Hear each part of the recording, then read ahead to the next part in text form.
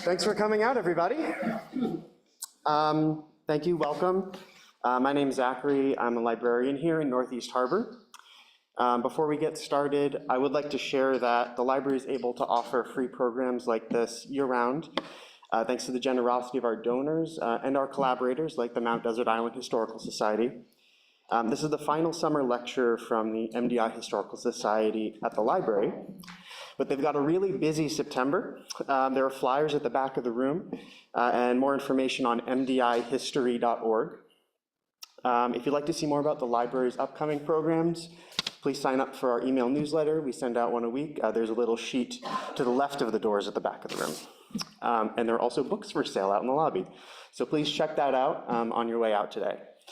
To introduce tonight's speaker, I'd like to pass things on to the Assistant Director for the MDI Historical Society, Lisa Taplin-Murray.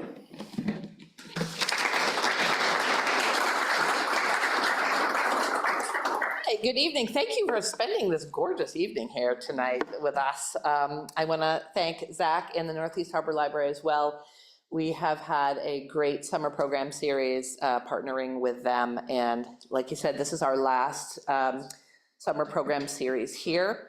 However, we do have an MDI history program, one more, and that is coming up on September 19th at 5:30 p.m. again here, and it's the MDI.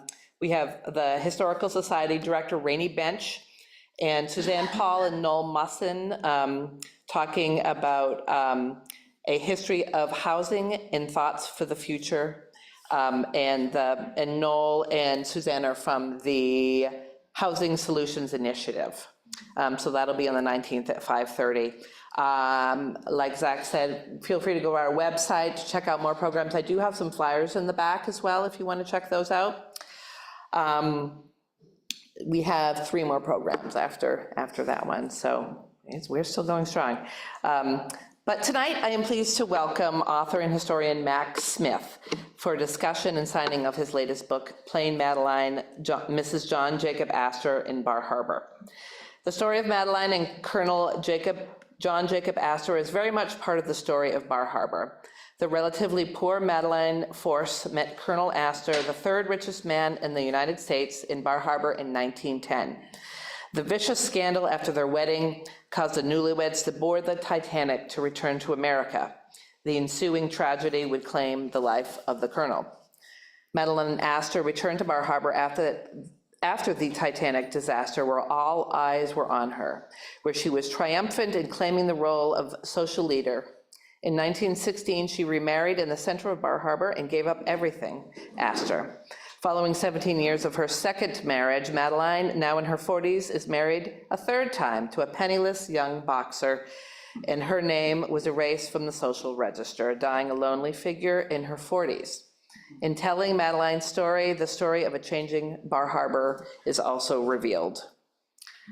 A Navy veteran of the first Gulf War and former reporter for the Bar Harbor Times, Max Smith lives in Stockton Springs, Maine, in the village of Sandy Point.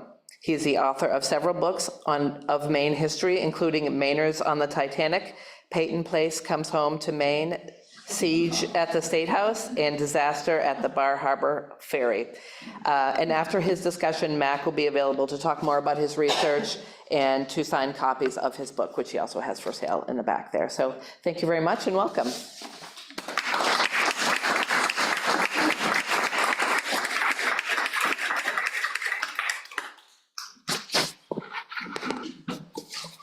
Thank you to the Mount Desert Island Historical Society for this kind invitation, and to the Northeast Harbor Library for hosting all of us.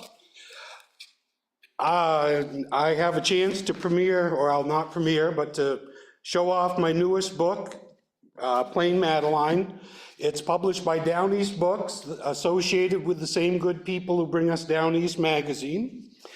And it's especially nice to be here tonight because when I did write for the Bar Harbor Times, I lived on Tennis Club Road, just a few roads up, and it's always been a special place in my heart to have been a part of this very special community called Northeast Harbor. Now let's jump right into the book. Madeleine Force was only 14 years old when she first arrived on the Bar Harbor's rocky shores.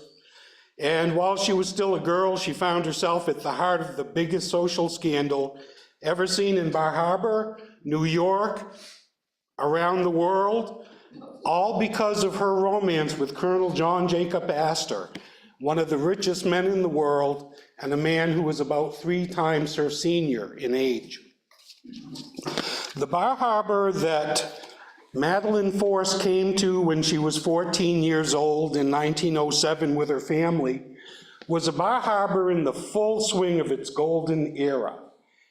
And it was dominated by members of the 400, which is the term that came out of the fact that Caroline Astor, the acknowledged leader of society, had a ballroom in her Fifth Avenue mansion in New York which held 400 people.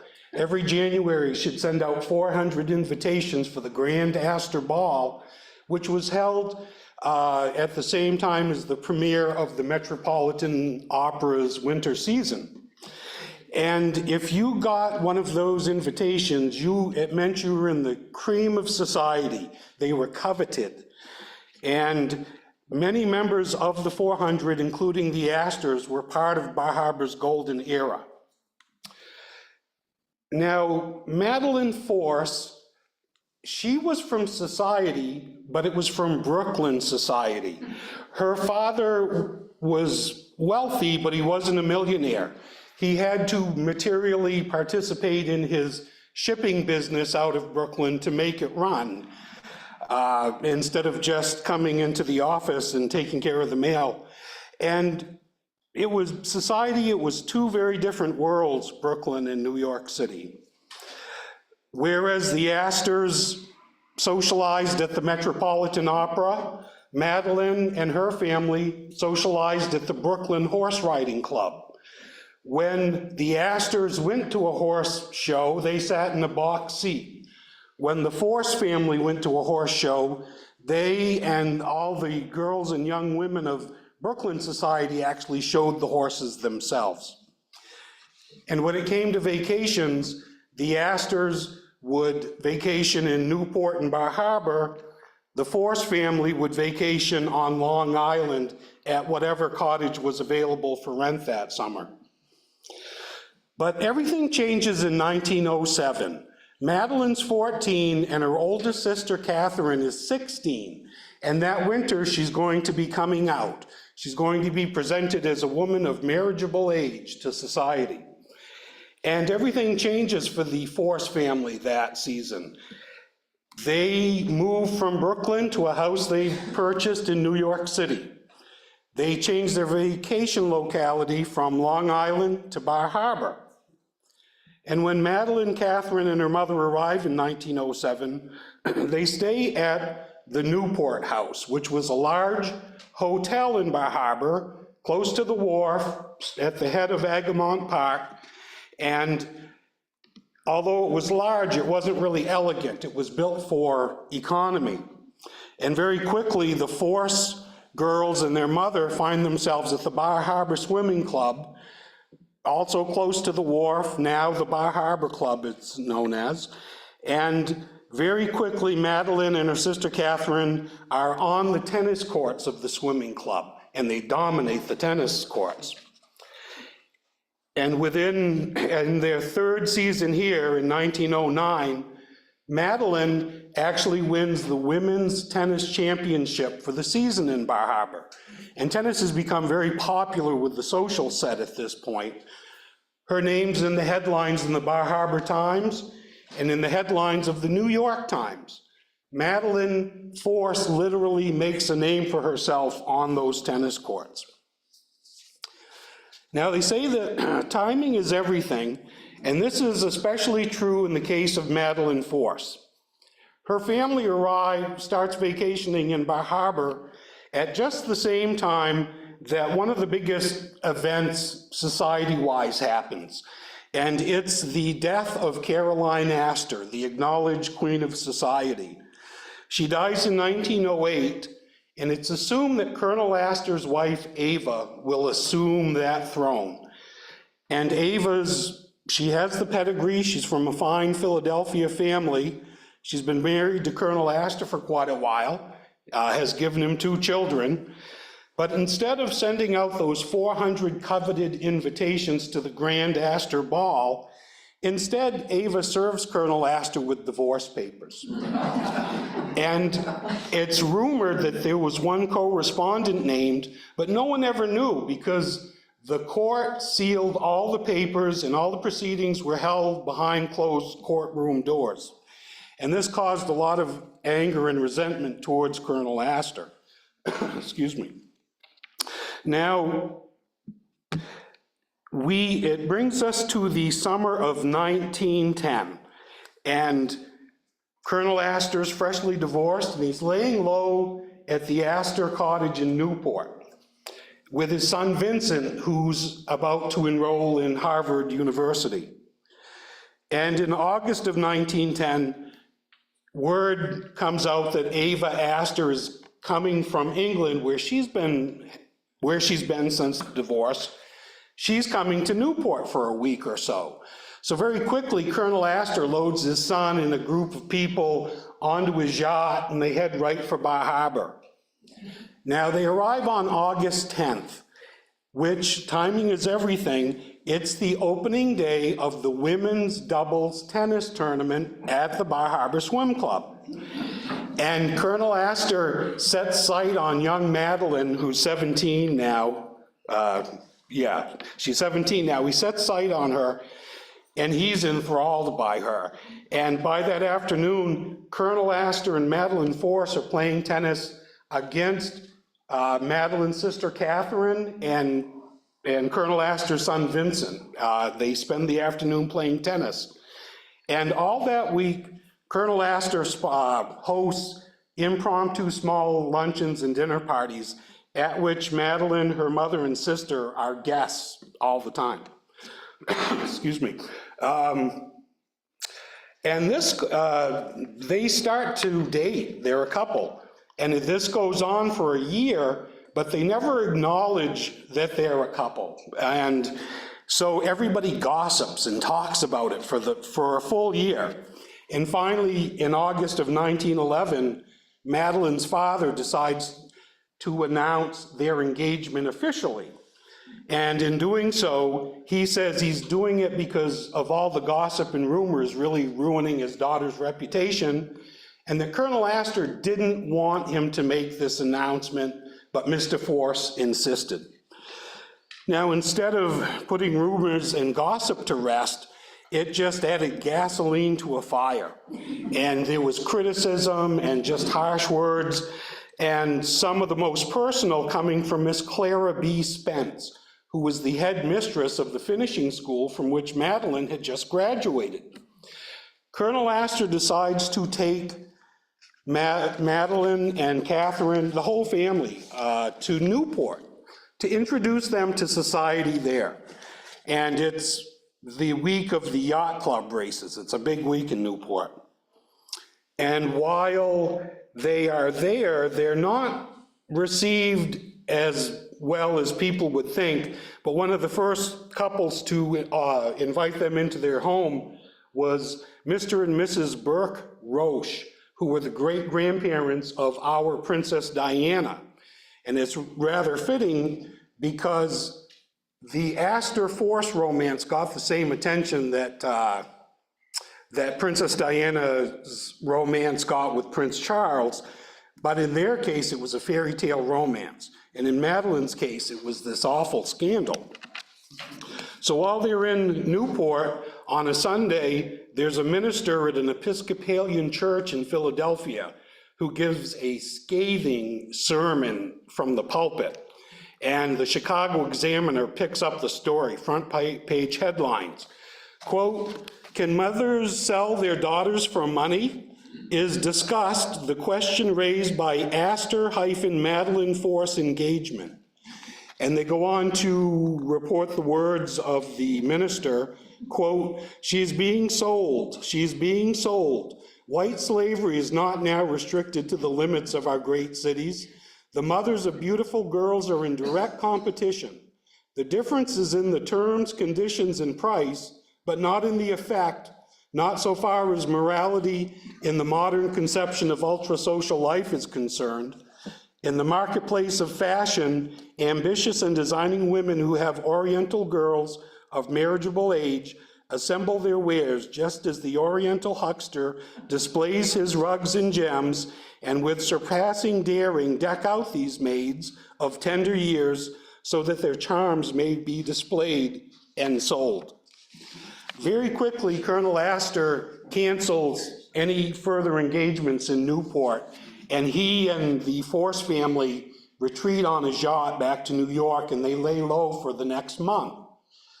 And any place that he and Madeleine go, they're followed by a horde of photographers and reporters, because everybody's waiting for this wedding ceremony to happen, but it takes a month because by now all the major religious denominations have passed resolutions that will not allow their ministers to perform a wedding ceremony for anybody who's divorced. So ultimately, Colonel Astor has to make a very sizable donation to an active minister to get the job done. So they lay low for another couple of months, but as January approaches, they announce that they're going to host the Grand Astor Ball again. And the 400 invitations go out that were once so coveted, but now people simply say no, they're not coming to the ball. And they're rejected by society. They cancel the ball, and instead they go to Egypt for the winter. And before Madeleine even steps foot on the Titanic in April, the newspapers back in the US are reporting, they're gossiping that she's pregnant, she's 5 months pregnant. There's a lot in the book about their time on Titanic, but to boil it all down for time, the lifeboat they were supposed to be launched, that they were launched in, was supposed to be the first one launched. It was called the Millionaire's Boat. And it would have had the Astors and several of the prominent Bar Harbor families of the golden era in it.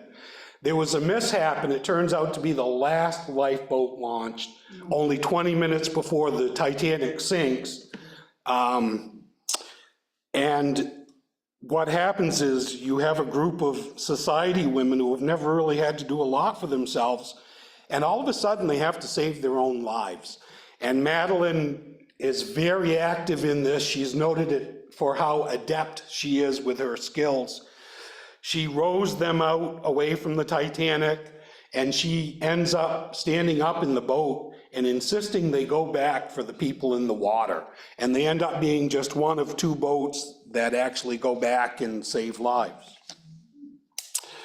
Colonel Astor dies in the Titanic disaster. Madeleine survives, and all eyes turn to New York, where she's now back at the Astor Mansion on Fifth Avenue. Everybody's waiting for her to give birth to the baby.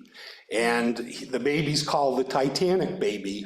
And everybody wants to see if he has any marks or deformities from the misadventure she's been through.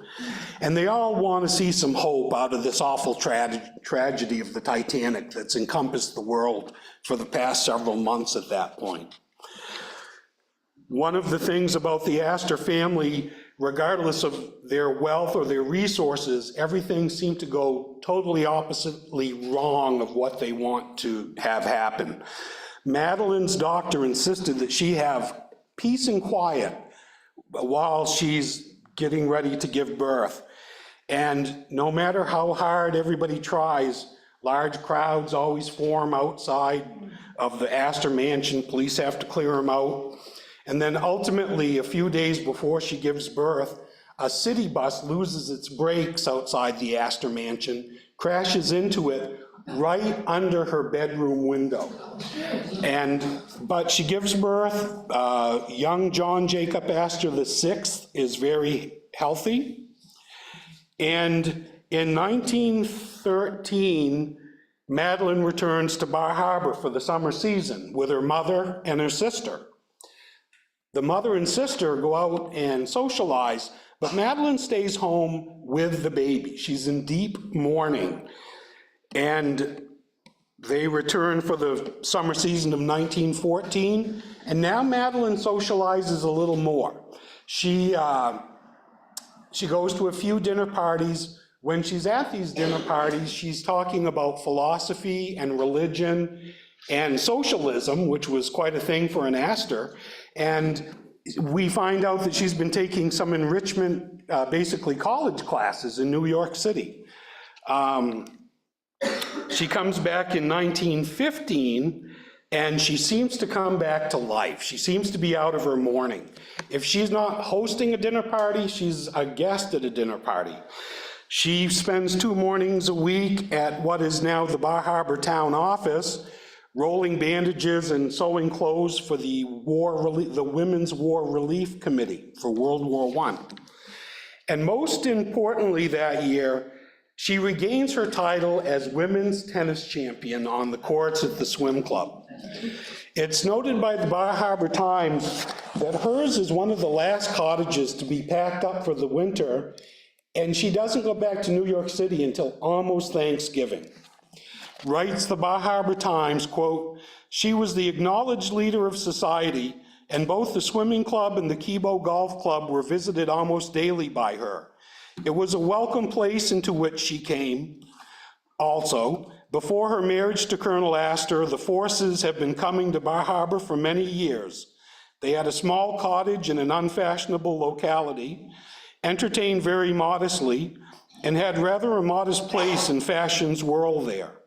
Her marriage to Colonel Astor, whom she won solely by her beauty and charm, at once placed her in a position to dictate to the resort here, and families who would have gladly snubbed her as plain Madeleine Force were forced to recognize her unquestioned social leadership as Mrs. John Jacob Astor and mother to the heir of the Astor millions.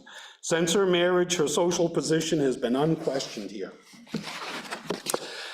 Now, Madeleine returns in the summer season of 1916, but this season she has a secret. She's engaged to be married. And she gets here just long enough to have a very quiet, small ceremony at St. Saviour's Church in the center of Bar Harbor. When she goes to get her marriage license, she finds out that the laws in Maine have changed, and if you're a non-resident, there's a 2-day waiting period. So by the time the ceremony takes place, everybody knows about it. And outside of St. Saviour's, there's a crowd of hundreds of people.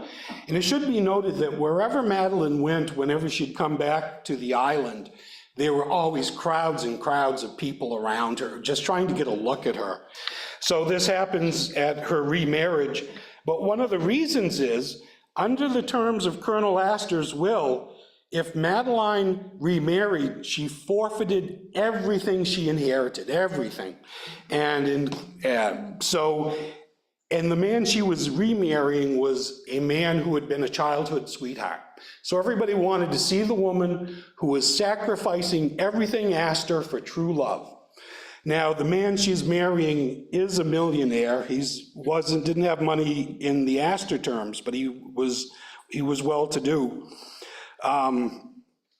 So they're married, and after the ceremony, one of the groomsmen comes out the front door of St. Saviour's, and everybody thinks the whole party's gonna come out, but Madeleine and her new husband sneak out the back door into a car and are able to make it to Ellsworth with a little bit of privacy.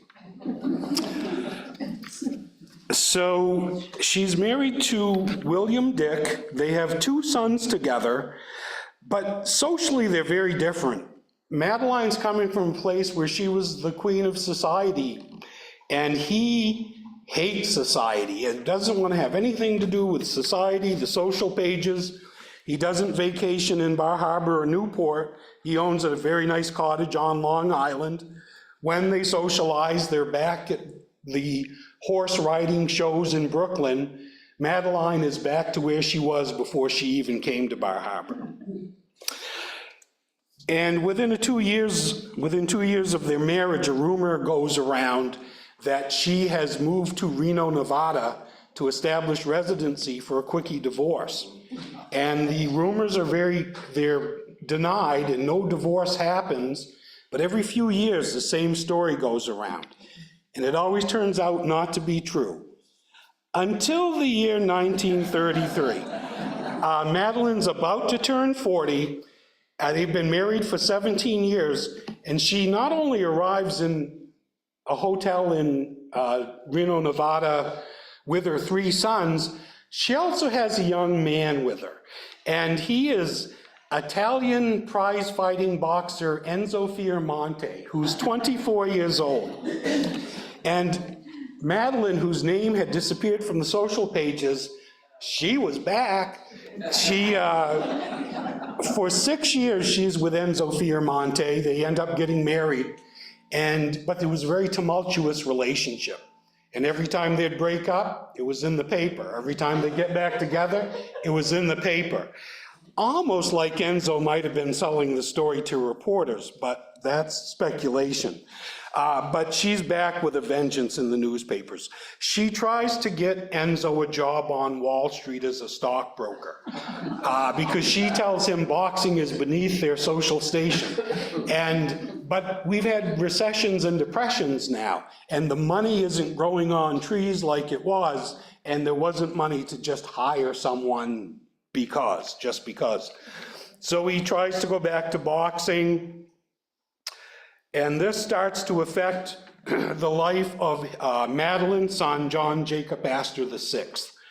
Young John Astor by now is turning 21, and he's inheriting his trust fund, or at least control over his trust fund. And he is engaged to a young woman named Ellen Tuck French, if I have it correct. And Ellen is from a very fine social family, and they ultimately break their engagement. And it has to do with some ungentlemanly behavior at a party on the part of young John, but the newspapers quickly speculate, and may have been right, that Ellen's family did not want her to have a father-in-law who was a boxer. It's simple as that. So that happens.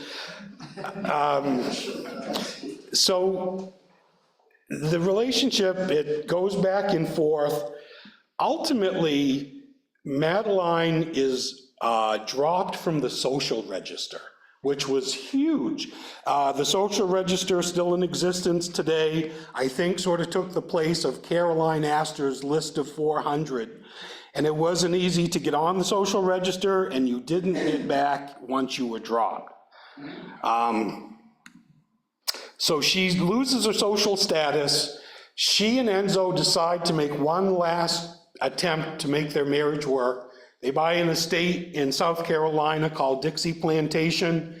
They restore it. They build a tennis court for Madeleine. They build a gymnasium for Enzo. And they're happy there for a little while, but all of a sudden Madeleine's not happy, and she wants to go back to New York. And they do, and very shortly they are getting a divorce. Enzo's headed back to Italy to be with his first wife and his young son.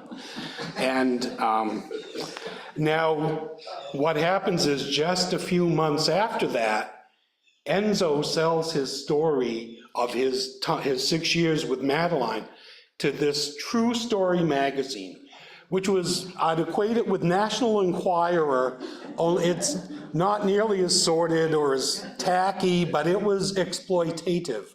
And this series, it's a once-a-month magazine, and it runs for 6 months. And the story wasn't that it was sordid, it was that it was made public, and Madeleine had been fighting since she met Colonel Astor for that privacy. And this just took it away, and she lost her social standing for Enzo, and it just was not very gentlemanly to do that story. All right, and I'm keeping an eye on the time because I want to leave time for questions and answers. Not long after the last edition of True Story comes out, Madeleine dies in her mid-40s in a rented cottage in Palm Beach, Florida, with one of her sons by her side. I note in the book that when she died, her estate was worth $1 million in today's term, and I mention it only because I theorize that Madeleine should have stayed in Bar Harbor. She should have stayed on Mount Desert Island. She seemed like one of the characters that fills the cast of this island, and I think she was happiest here. At least in 1915, she seemed to be very happy, and she loses that happiness when she remarries. The book also talks a little bit about Madeleine's sister Catherine, who takes a whole different path in life. She is a nurse on the war front in World War I. She becomes a real estate agent. She serves on a planning board and ultimately gets married and has kids and marries well.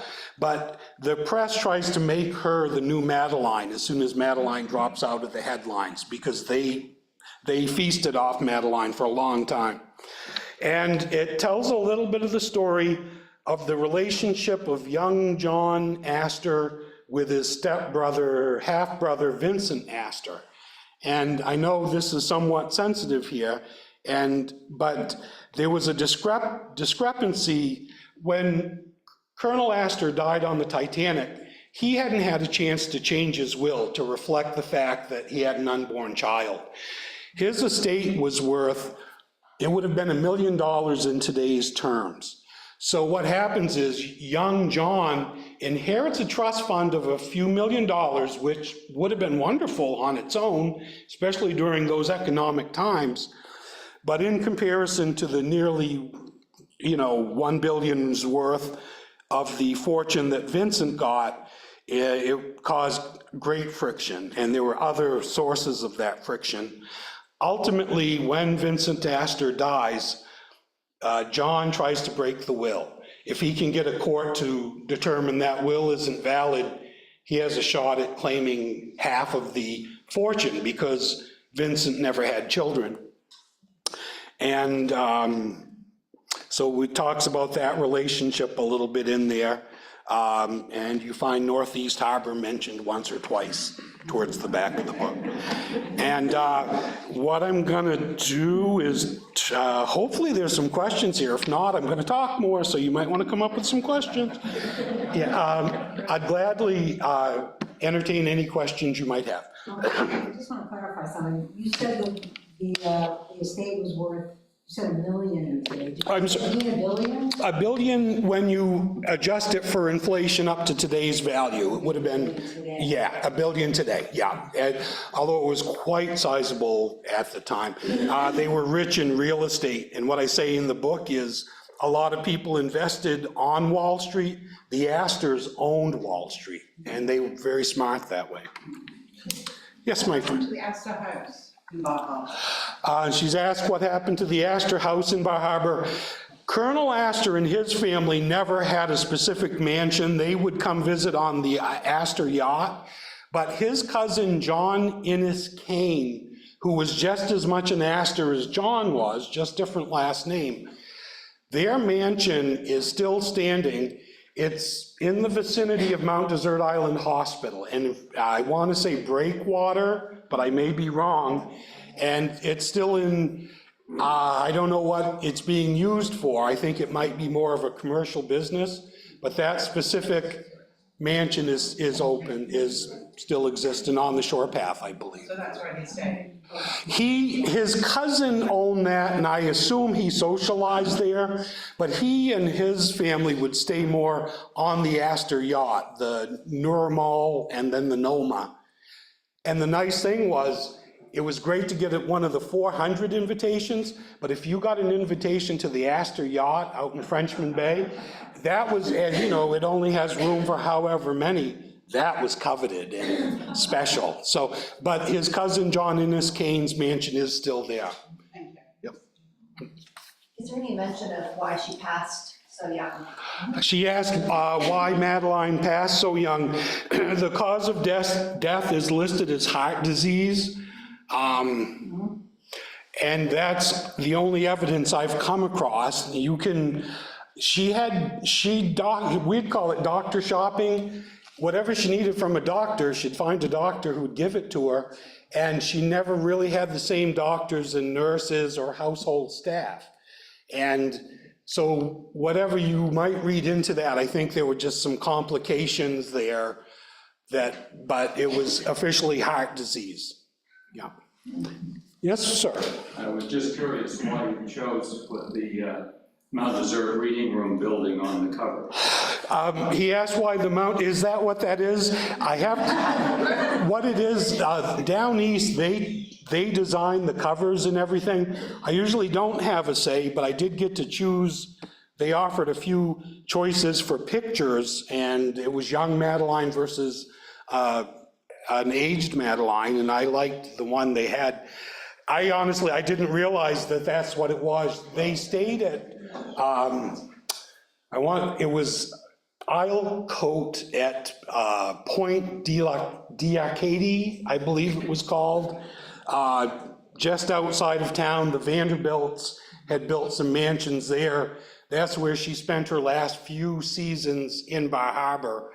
But she also would rent different cottages in Bar Harbor. There were 2 or 3. Chatwold, I believe, might be one. Yeah, because Astor was a member of the club. Okay, and that's, yeah, goodness knows where they came up with that. I apologize that it's not more accurate, but, yes? So what inspired you to write this story? She asked what inspired me to write the story. This was a rare second chance for me. In my first book, Maynard's on the Titanic, I first discover Madeleine. And I'm able to tell part of her story in relation to Titanic and Maine. And I checked with my editor and said, could I do just a biography of her? And they thought it was a great idea. I wanted it to say the biography of Madeleine Astor, but the words Bar Harbor on a book cover are like catnip to down east, bless their heart. So we've had a few wrangles over book titles. But I found her life to be very fascinating in the little bit I was able to do for Maynard's on the Titanic. So I was thrilled to have the excuse to dive right into her life. And what a life it was. You see where she had an effect on, well, she kind of killed the 400, which maybe wasn't the worst thing in the world. She had an effect on a series of society conventions. And just seemed like a tough cookie, to be very honest with you, tough on the tennis court, had to be tough to survive everything she survived. And the story of her survival from the Titanic will break your heart. Her story needed to be told, and so it's been told. Yes, my friend. Do you know why Colonel Astor didn't get on the life raft? She asked why Colonel Astor didn't get on the life raft. By the time that lifeboat was launched, it was only 20 minutes to the sinking, and by then, there were women on deck that could have gotten in, whereas if it had been launched earlier, nobody would have cared. Nobody realized the ship was gonna sink. There was a story that went around that he was in the lifeboat at one point, but that's been refuted. He did ask the loading officer if he could accompany his wife, who was in a delicate condition, is how he put it. And the officer sure was being hard-nosed, and in general, not just with Colonel Astor, and that permission was denied.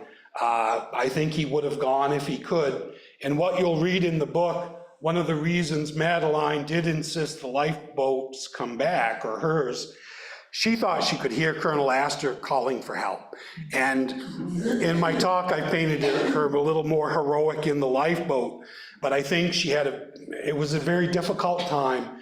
And you're gonna see when she gets to New York, both her and now her stepson Vincent don't believe Colonel Astor's dead for the longest time, until they find his body, actually.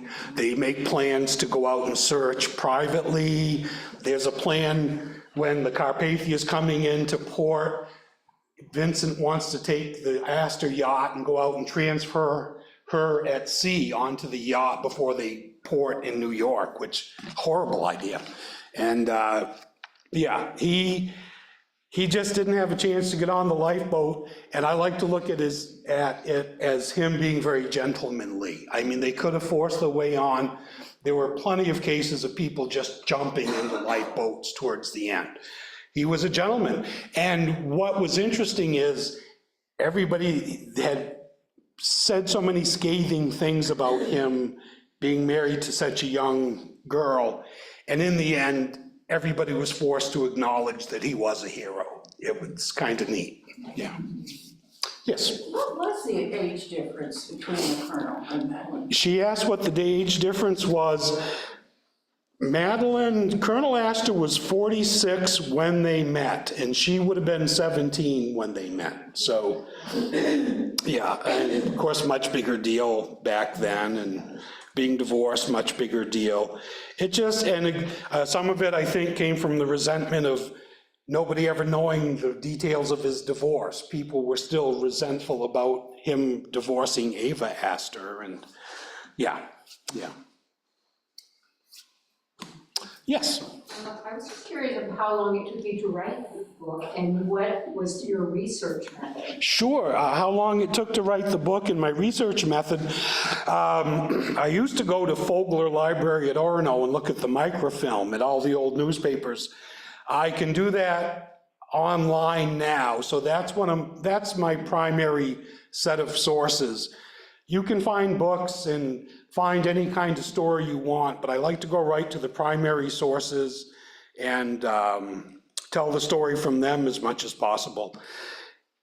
To put it together, I want to say maybe a year off and on. One thing, as I've done more books, I've discovered those little shortcuts that just save a lot of time, but keep the research intact. And so yeah, it's roughly a year. I invested in all 6 issues of True Story magazine. And it smelled so musty, but I couldn't put them down. And I probably shouldn't laugh, because it was traumatic for her, but from the public point of view, she was so private that it was interesting to get a little bit of a glimpse into her life. That just from that aspect, it was valuable, I thought. Yes, sir. What's the connection to the Mrs. Astor that had the house here in Northeast Harbor on the shore? Right, and he asked about Brooke Astor and the connection. And Brooke was married to Vincent Astor, who was Madeleine's stepson, technically. Early on, they had a good relationship, but as young John got older and wasn't probably as responsible as Vincent had been brought up to be, their relationship became strained. There's a story in here about an engagement ring. Vincent inherited all of his father's jewelry. And when young John gets engaged, he uses this very historic ring that very valued, and his fiance keeps the ring after the engagement's broken. And that seems to be a wedge that was that was really put between Vincent and John, that he would be so irresponsible with this very valuable historic ring. And Vincent actually gets John a job at this shipbuilding firm that he owns. And John lasts for a few months, but surprised to find out that he has to work 5 or 6 days a week, and it doesn't work out so well. But yeah, she would have been Madeleine's stepdaughter-in-law, really, but of course they never overlap. They would have. I can't remember when Vincent and Brooke got married. I guess there would have been some overlap there as far as Madeleine being alive and Brooke, but I don't know of any interaction between the two of them. What happened to her other sons? What happened to Madeleine's other sons? She had 2 sons with William Dick. There was William Dick Jr. and there was John Henry Dick. And William, I researched them both. William I found very little about, although it ends up that William and young John Astor marry 2 sisters or there's some weird thing there, but that's all I found out about William Dick, young William Dick, other than at one point he went to the police and said he'd been kidnapped and all his money had been stolen. It was some bizarre thing. It's in the book. Young John Henry Dick never marries, and he was a very noted, he loved birds and plant life, and he was a very talented illustrator, and he ends up inheriting that estate in South Carolina, Dixie Plantation, and just lives out his life there. Nothing extremely noteworthy with the other 2 sons. All right. We do have some books back there. They sell for $25 a piece. We take cash, checks, and credit cards. And but the point isn't about you guys buying a book. I just want to say very sincerely, thank you for being here tonight to listen to me talk about my book.